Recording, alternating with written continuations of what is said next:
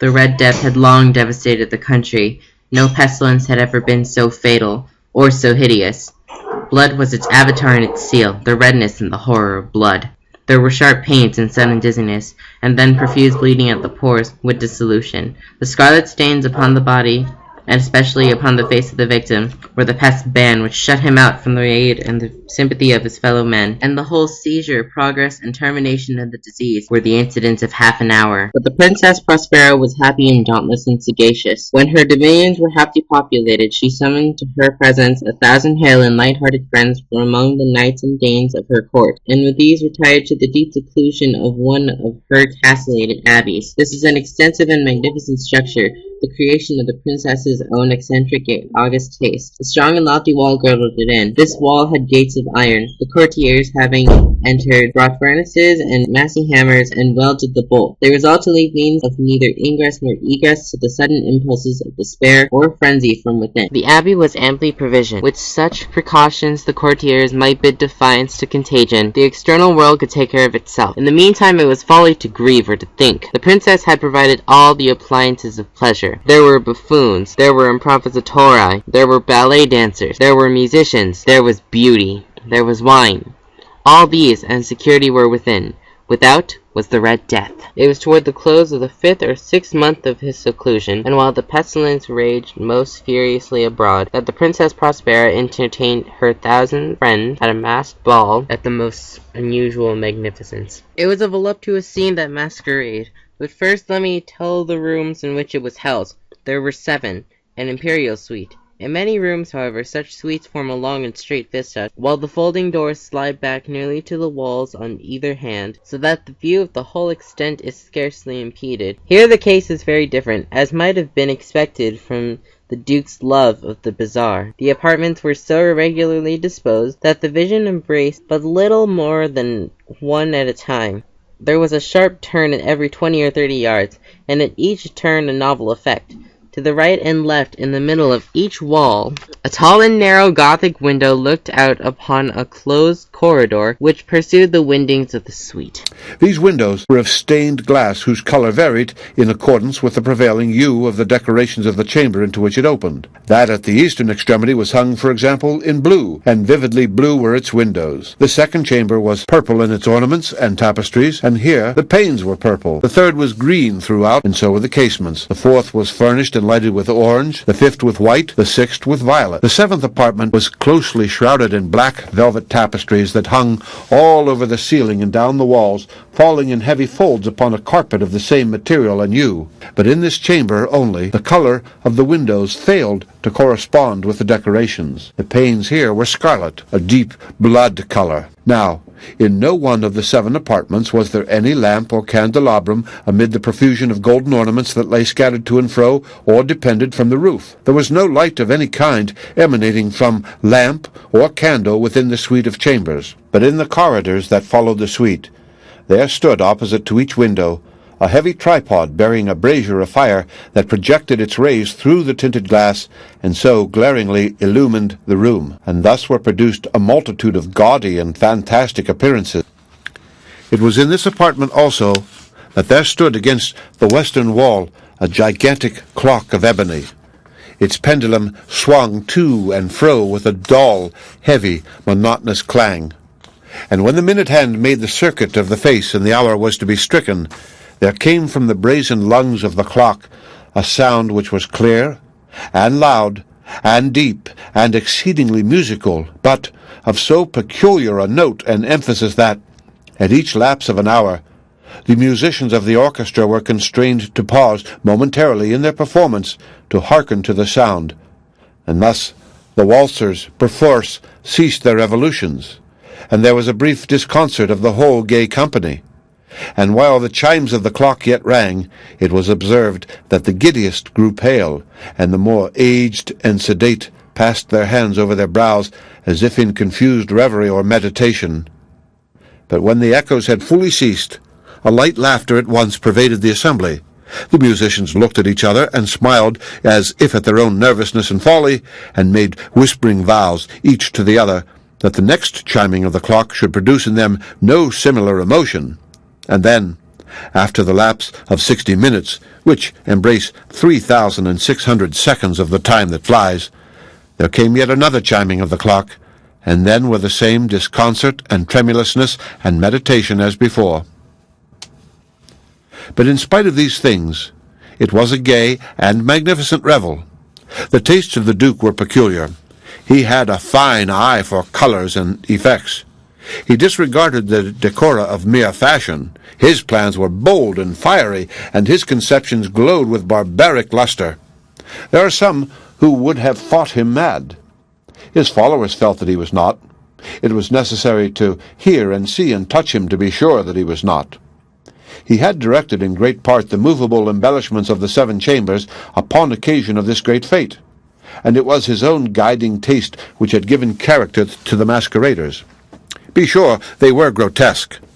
There were much glare and glitter and piquancy and phantasm, much of what has been seen since in Hernani. There were arabesque figures with unsuited limbs and appointments.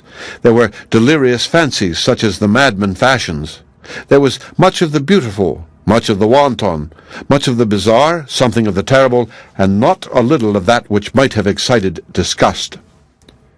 To and fro in the 7 chambers there stalked, in fact, a multitude of dreams, and these, the dreams, writhed in and about, taking you from the rooms, and causing the wild music of the orchestra to seem as the echo of their steps.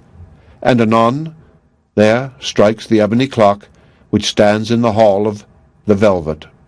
And then for a moment, all is still, and all is silent, save the voice of the clock. The dreams are stiff frozen as they stand, but the echoes of the chime die away. They have endured but an instant, and a light, half-subdued laughter floats after them as they depart. And now again the music swells, and the dreams live, and writhe to and fro more merrily than ever, taking you from the many-tinted windows through which stream the rays from the tripods. But to the chamber which lies most westwardly of the 7, there are now none of the maskers who venture, for the night is waning away, and there flows a ruddier light through the blood-colored panes, and the blackness of the sable drapery appalls, and to him whose foot falls upon the sable carpet, there comes from the near clock of ebony a muffled peal more solemnly emphatic than any which reaches their ears who indulge in the more remote gaieties of the other apartments. But these other apartments were densely crowded, and in them beat feverishly the heart of life, and the revel went whirlingly on until at length there commenced the sounding of midnight upon the clock. And then the music ceased, as I have told, and the evolutions of the waltzers were quieted, and there was an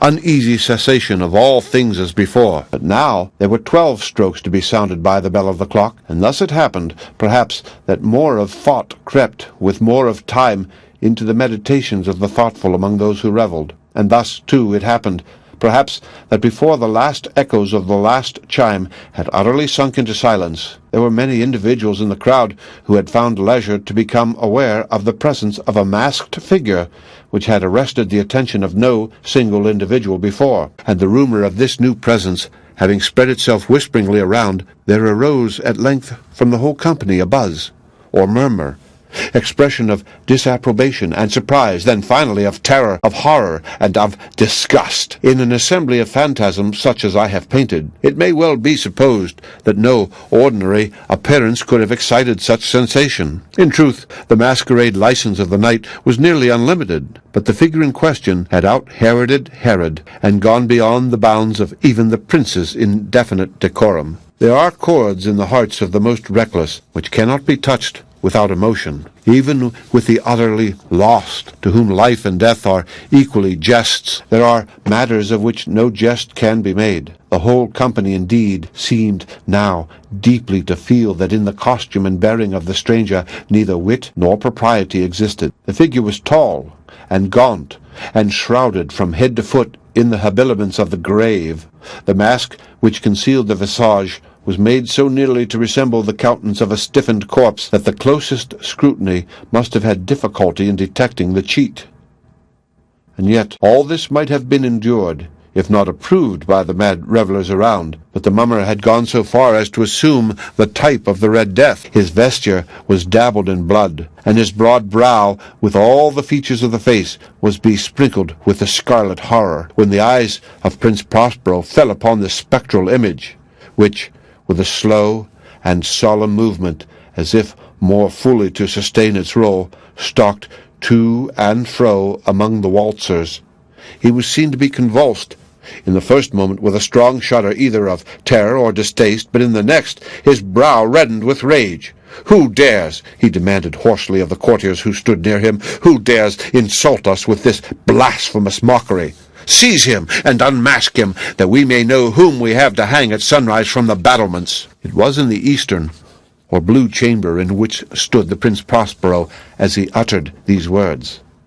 They rang through the 7 rooms loudly and clearly, for the prince was a bold and robust man, and the music had become hushed at the waving of his hand. It was in the blue room where stood the prince, with a group of pale courtiers by his side. At first, as he spoke, there was a slight rushing movement of this group in the direction of the intruder, who, at the moment, was also near at hand, and now, with deliberate and stately step, made closer approach to the speaker. But from a certain nameless awe with which the mad assumptions of the mummer had inspired the whole party, there were found none who put forth hand to seize him, so that, unimpeded, he passed within a yard of the prince's person, and, while the vast assembly, as if with one impulse, shrank from the centers of the rooms to the walls, he made his way uninterruptedly, but with the same solemn and measured step which had distinguished him from the first, through the blue chamber to the purple,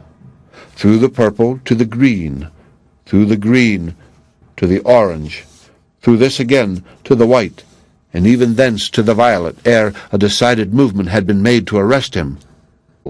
He bore aloft a drawn dagger, and had approached in rapid impetuosity to within 3 or 4 feet of the retreating figure, when the latter, having attained the extremity of the velvet apartment, suddenly turned and confronted his pursuer. There was a sharp cry, and the dagger dropped gleaming upon the sable carpet, upon which instantly afterwards fell prostrate in death the Prince Prospero. Then, summoning the wild courage of despair, a throng of the revelers at once threw themselves into the black apartment, and seizing the mummer, whose tall figure stood erect and motionless within the shadows of the ebony clock, gasped in unutterable horror at finding the grave cerements and corpse-like mask which they handled with so violent a rudeness untenanted by any tangible form. And now was acknowledged the presence of the Red Death.